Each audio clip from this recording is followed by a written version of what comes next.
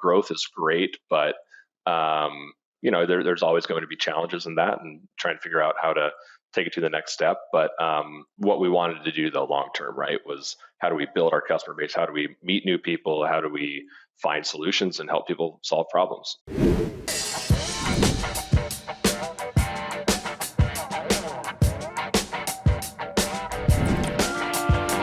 Welcome everyone to another Wisenetix Podcast episode. Guys, as usual, we have great people here with us, so today is no different. Today our guest speaker is Dillon Buline. Dillon is the CEO and founder of Terra Products Company. He's going to be sharing a little bit about his story, not only about the company that was founded in 2014, but his background being a farm guy a farm kid actually. And he's going to share a little bit more about Terra Products, about how they are helping livestock producers, the crop science industry, and serving the agricultural community across US. And Dillon, welcome. Hey, Ricardo, thanks for having me, man. Really looking forward to this. I've kind of looked back at some of the guests you've had in the past, and you've had some really high caliber people. So I hope I can meet your guys' standards, and if anything, hopefully share some life experiences and career experiences, and maybe share some failures so people can learn from my mistakes. So. Absolutely. I'm sure that we're going to have some interesting insights here for our audience. And for us to start this conversation, before we jump into your professional background, you're a family. You were a farm kid. You grew up in a family, a fifth generation farmer, right? Could you share some memorable experiences you had from your early days, and how those experiences they helped shaping your approach to agriculture, your passion to agriculture? You bet. Yeah, like you mentioned, man, I tell everybody when I'm introducing myself, I'm just a dumb farm kid, but I really enjoy, learning how to build businesses, and whether it's from the, financial literacy to how to manage people. That has always driven me is learning how to grow businesses. And we've done a few, and like I said, have had some good base hits and some strikeouts, but it's been fun. Going back to your question though, on kind of a memory from the farm, one that came up here recently. Right now in Iowa, it's getting brutally cold, and I always have this memory this time of year as a kid, helping my dad on the farm. I was probably 10 years old, and I had to guess, maybe 0 to 10 degrees below, and just freezing outside, and a cattle waterer stopped working. And, when I tell this story to people in the ag community, they usually start smiling because they've witnessed this type of thing firsthand, where the cattle line or the water lines aren't working, and you have no choice but to go out and just freeze your butt off and try and, troubleshoot this thing. So I have this memory of holding the tools for my dad, and my hands are freezing, my toes are freezing.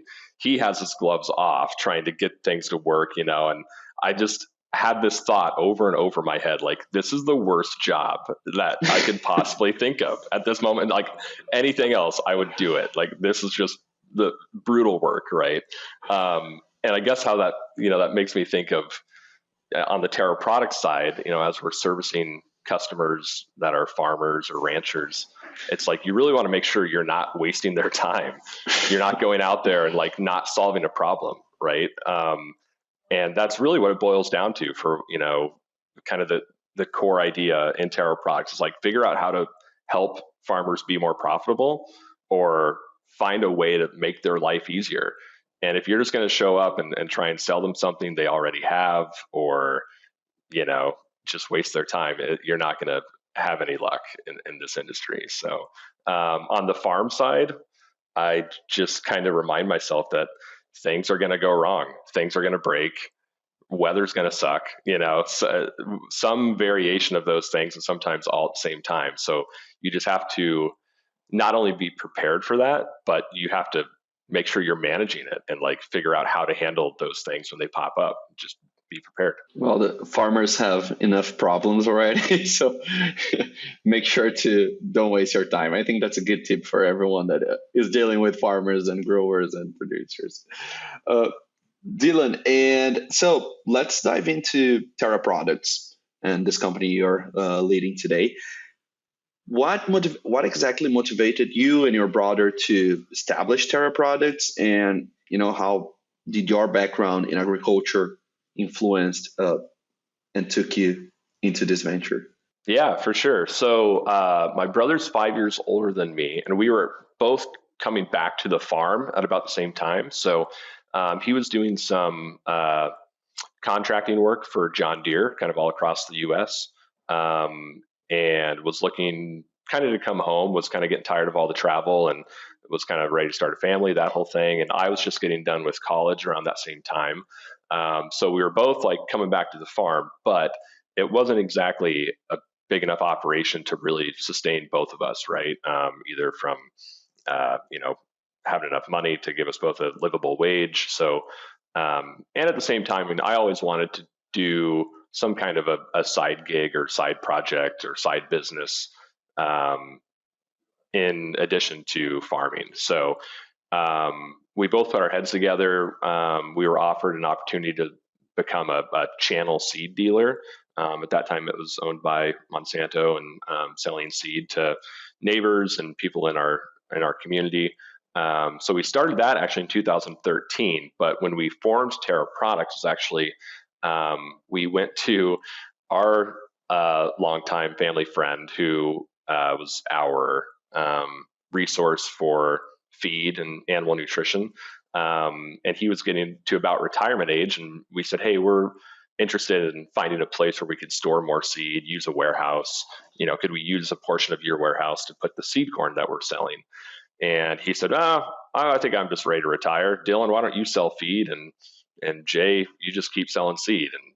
And, it never really crossed our minds. It's just one of those things that kind of popped up, and we said, okay, I guess we're going to do this. We're going to give this a crack. So that was really where it started. And, just to kind of help with like the direction, and when people had technical questions like livestock producer or rancher, they knew, okay, I'm kind of the guy that has more of the interest or the knowledge on maybe the feed side or animal nutrition, and Jay's more on the row crop or agronomy side. Sometimes it's just destiny how things happen, and then boom. Well, it's nice to see it as well. Like maybe you guys were not feeling fully prepared at the time. I'm not sure how was it the experience, but like embracing this new journey, this new challenge, it's must be something very exciting. Yeah, for sure. I think a lot of people present it like these things that happen as like some big light bulb moment, and it really wasn't that, right? It wasn't like, oh my God, this is our destiny. This is how it's this is what we're going to do. Just kind of like, okay, yeah, we'll run with this and try it and see what happens. Awesome. And well, at Terra Products, you guys offer a range of services and products to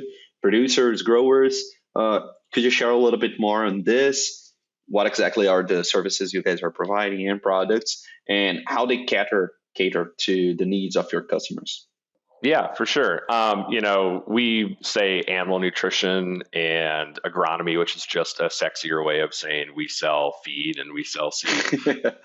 Yeah, really nothing that glamorous. But we work with, say on the agronomy side, large farmers and farm managers, all the way down to, a farmer that's got 100 acres and needs to put seed in the ground. On the animal nutrition side, we work with some really large integrators, really large family operations, all the way down to a father-son cow-calf operation to backyard chickens. So we've kind of got the full range of clientele and products that we offer. And you guys also acquired the feed mill. I remember last time we were having a conversation. Was it like 2020? Yeah, 2020. In the middle of the hurricane? Yeah, man. It was COVID was like, we were trying to close in May. And it was just a weird time. I mean, we were thrilled. I mean, so for years we had been trying to find a feed mill to actually manufacture our own products, because up until that time, we were selling, say, premix directly to a farm that had their own feed mill, or to someone that has their own, mixing capabilities. But we got to the point where we were having other companies toll mill or manufacture on our behalf. So we're like, well, I think we've had enough growth and we're doing enough of this third party milling that we could probably justify purchasing a mill of our own. So we kind of looked at a few different options, and this Iowa City location was not something that we thought was going to be available, but our lender actually stopped out one day and said, hey, that Iowa City location's for sale, and seems like it'd be a good fit. And we were pumped. I mean, Jay and I both grew up, a really short distance from Iowa City. We love this town, and it's really close to the family farm. So it was great. I mean, don't get me wrong. There's a million challenges that come along with it. We added a lot of different departments by default by buying this location. So it's got a little over 1 million bushels worth of grain storage. So we were never storing seed or offering any grain or offering grain merchandising.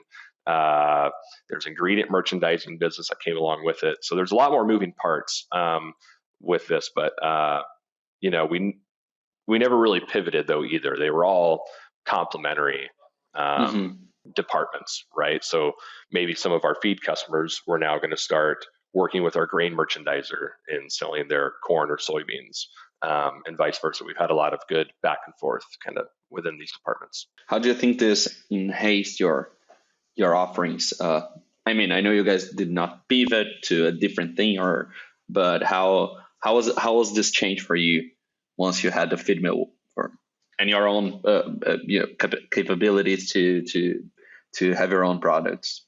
For one thing, it just changed how Terra Products looked. We had a lot more employees. We had a trucking fleet now.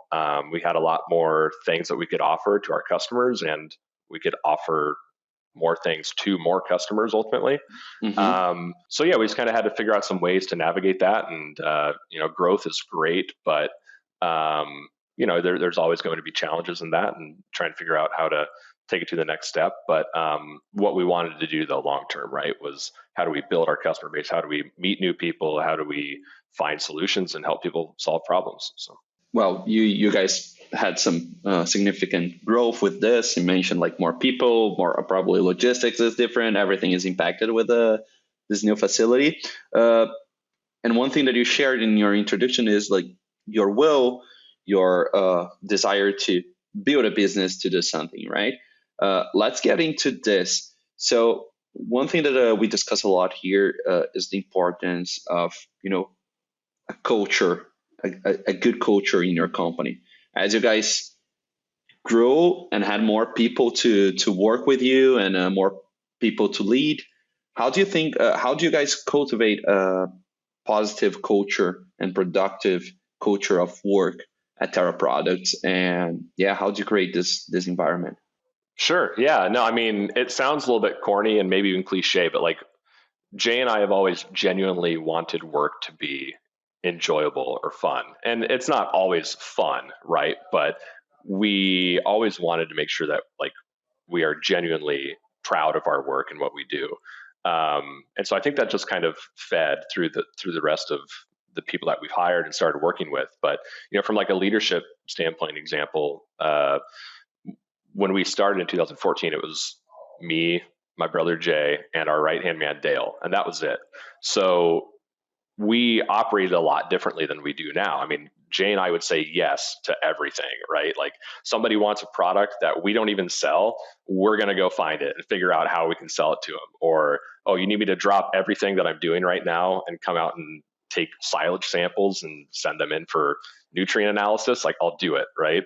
But as we grew, we realized, okay, that doesn't actually, for one, it's not scalable. You can't scale a business just operating like that. And it's also just, it was 3 of us were wearing 12 different hats.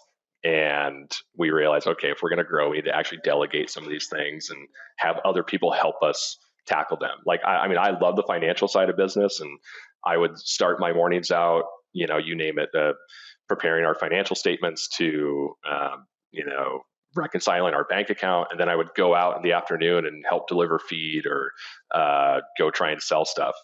but I wasn't doing either one of those things that well. It worked when we were a really, really small business, but as we grew and, we have, again, we're offering grain merchandising and we're borrowing more money to purchase $6 corn and $15 beans, and you're doing a few million bushels of each of those things, it requires a lot more attention to different things. And if you're going to try and do it all yourself, it's just not going to work. So I guess back to your question on culture, it was we never wanted to be micromanagers though either. We always wanted, if we hired our CFO Christine, who's a rock star, I don't want to have to look over her shoulder and nitpick everything. It's like she's going to find a better way to do it than I ever did, all the way down to truck drivers, right? Like we want people to have ownership in those tasks and their job, and they don't want us, triple checking their work. They know how to do it better than we do. So we've always just kind of been sometimes maybe a little bit too hands off in that regard, but we've kind of created this culture of you're here to do a job, and we're not going to try and hold your hand or tell you how to do it.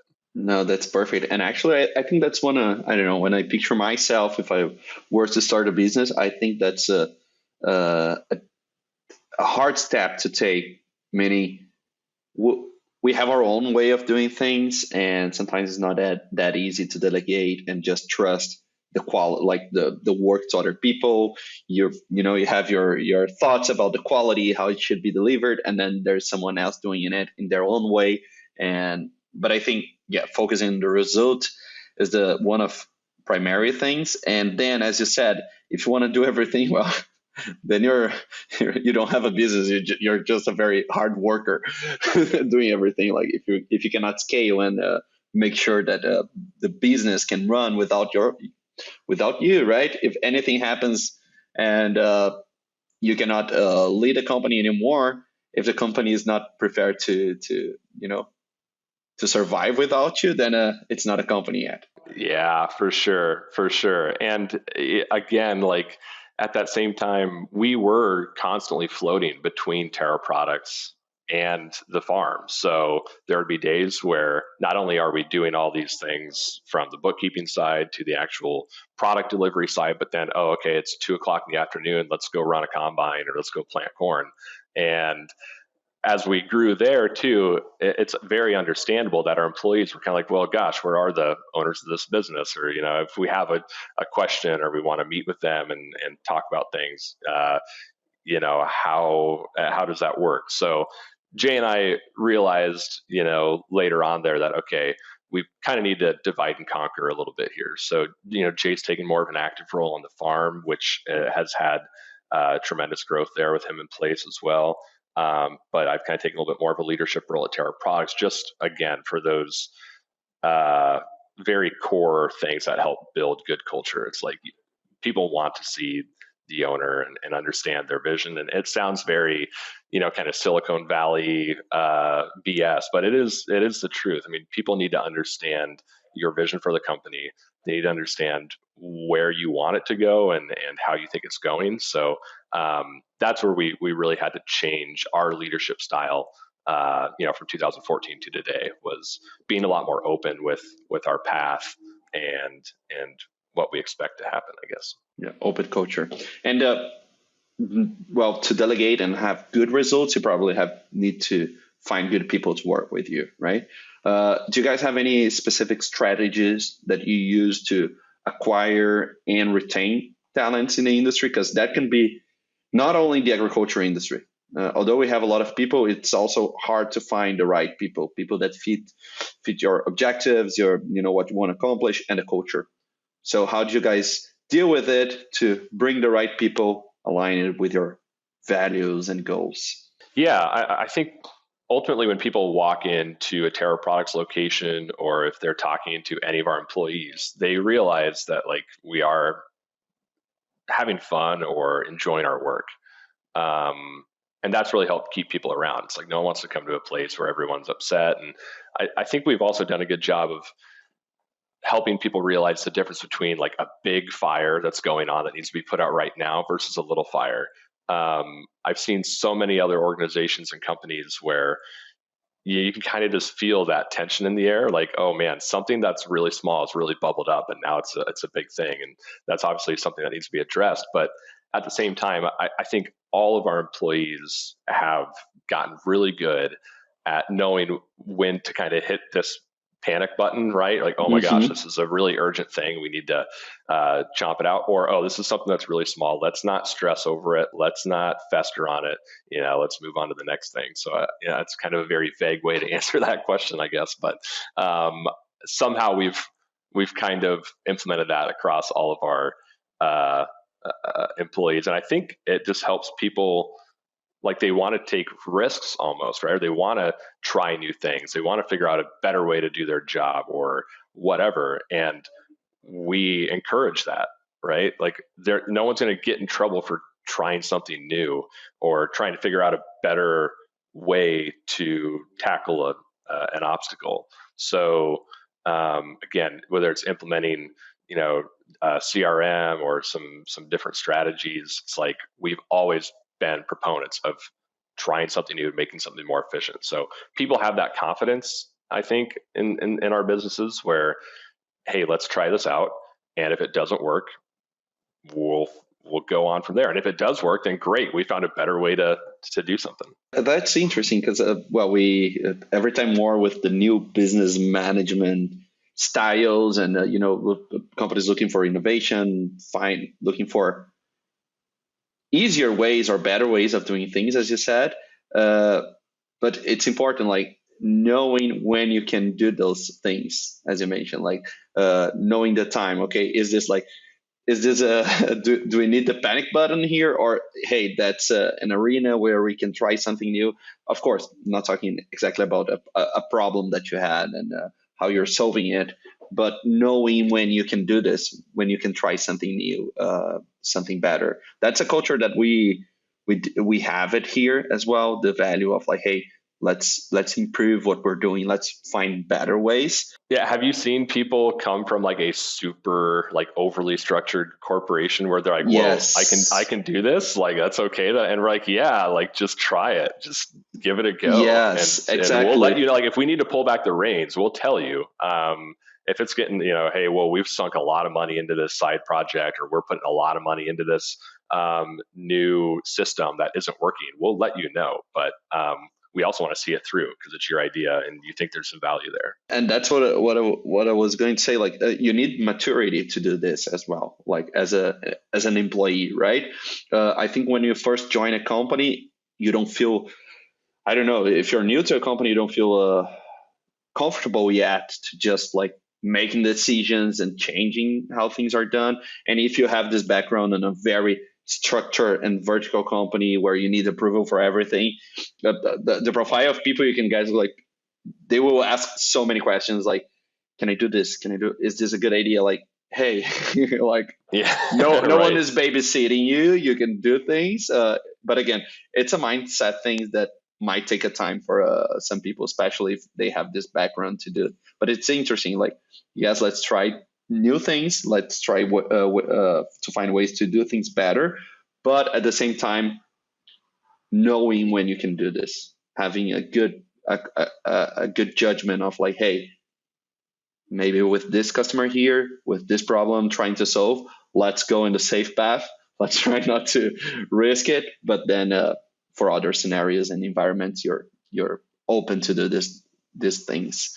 And one thing that is, I think it's interesting about agriculture is that it's an industry where there's a lot of factors and variations and different challenges and, fluctuations, from grain prices to weather. As you said, there will always be those things. Do you have any example of these obstacles that Terra Products faced or encountered in its way, and how did you work them, address those issues and challenges?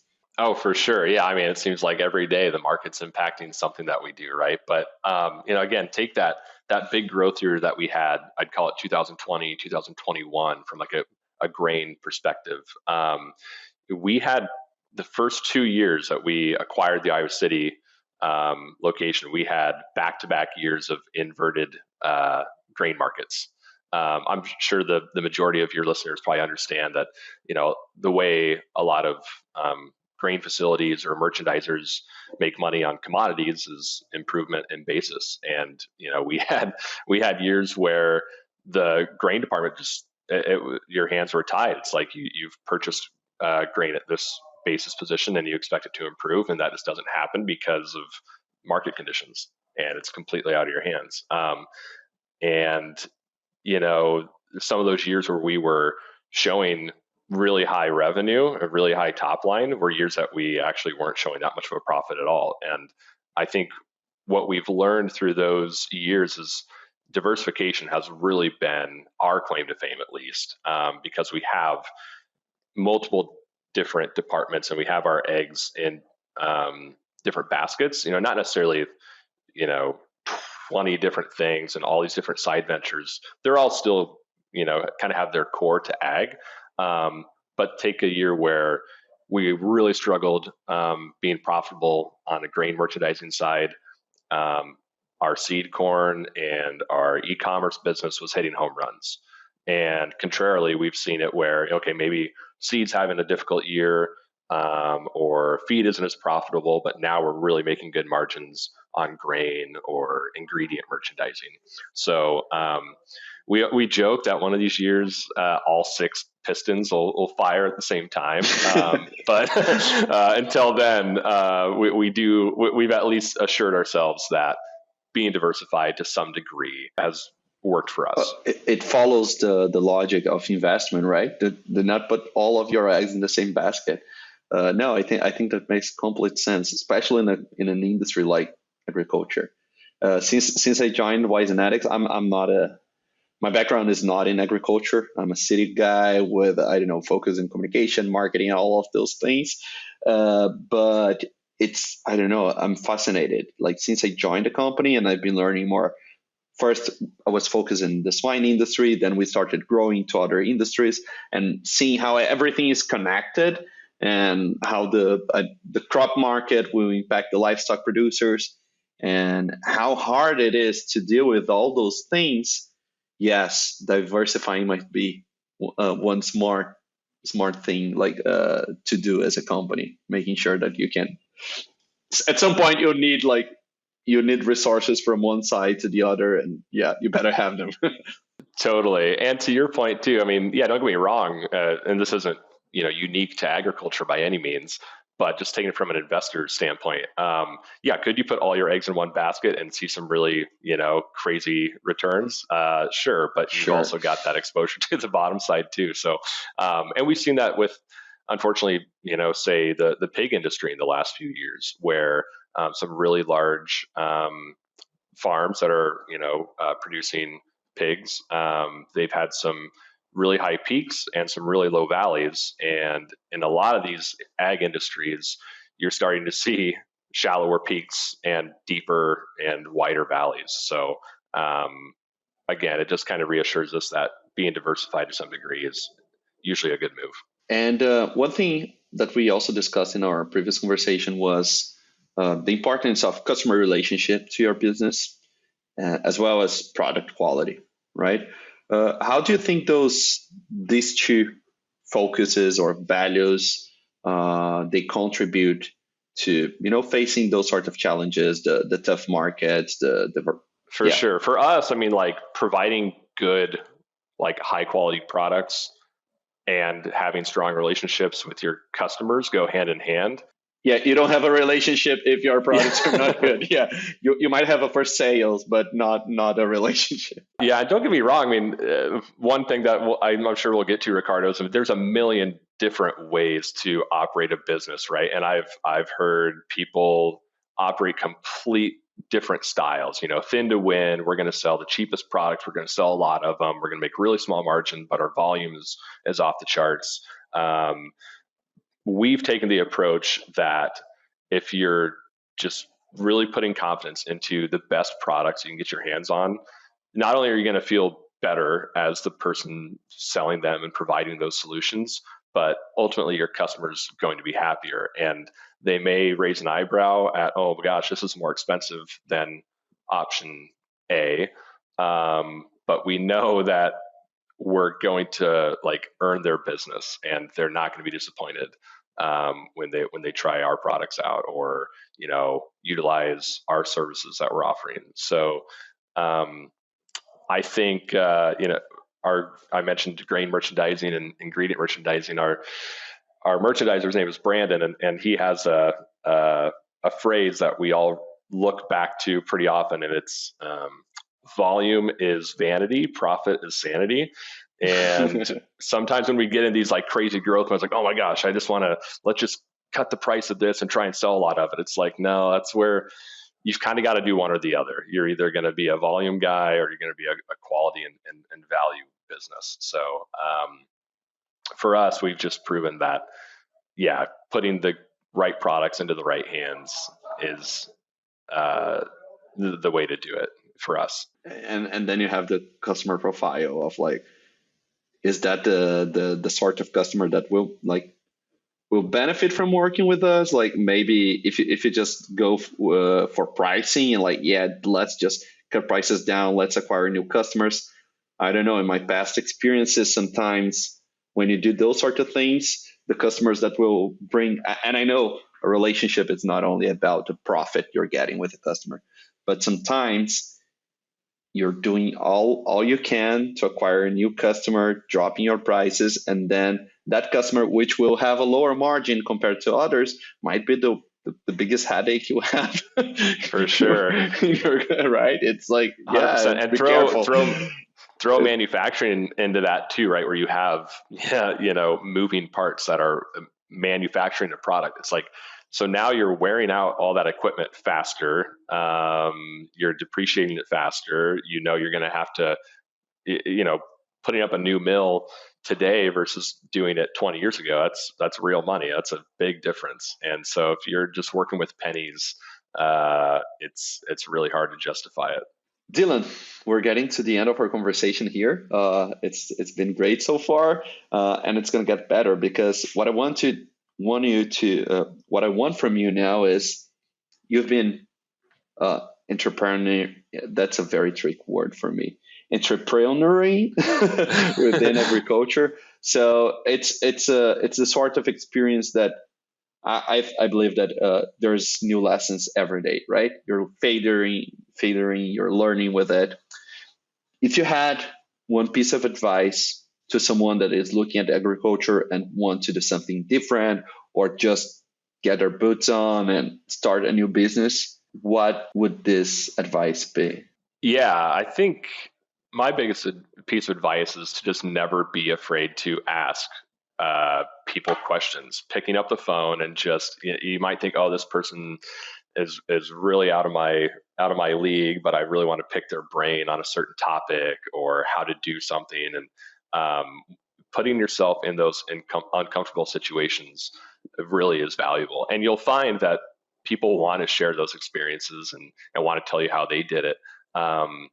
That being said, though, too, I think it's really important to understand that there's not one way to run a successful business. And we touched on this earlier, Ricardo, but you're going to ask 100 people how to do something, and you're going to get 100 different answers. And ultimately, you just need to find your way of doing it. You hop on YouTube or TikTok, and there's going to be people that tell you these are the 5 things you need to do, or you need to be a big bully and make sure you do operate this way. And neither of those things are true. I mean, there's all different types of personalities of business owners and entrepreneurs, and they've all made it work. And equally, people have had failures though too. So there's no one way, there's no right way. You just ultimately need to kind of gather as much information as you can and run with it. Business is not like a binary thing, for sure. No, it's about I think that's something that we bring from our education in school, with the right or wrong aspect and perspective.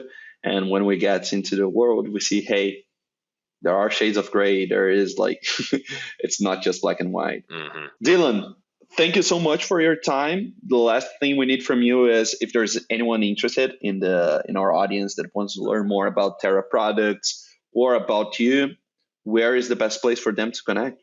Yeah, sure. Thanks, Ricardo. It was a lot of fun. If anyone wants to reach out, yeah, I guess I enjoy LinkedIn. Some people don't, but LinkedIn's my go-to. So you just search my name, Dillon Buline, and I'll be there. Otherwise, our website is terraproco.com, and learn a little bit more about us there. But yeah, I appreciate the invite to be a guest, and I really think what you guys are doing on this podcast is a lot of fun and gives people in the ag community some good insight. That's the idea, getting people. This is supposed to be a hub for leaders, for professionals in the industry to share their thoughts. And I think we're accomplishing it. So thank you for being part of it, for sharing a little bit of your experience, your knowledge, and insights with the audience. I'm sure that it was a great conversation. And for the people or listeners who are here with us until now, thank you for your company. And I hope to see you guys on our next episode. Dillon, thank you. Thanks, Ricardo.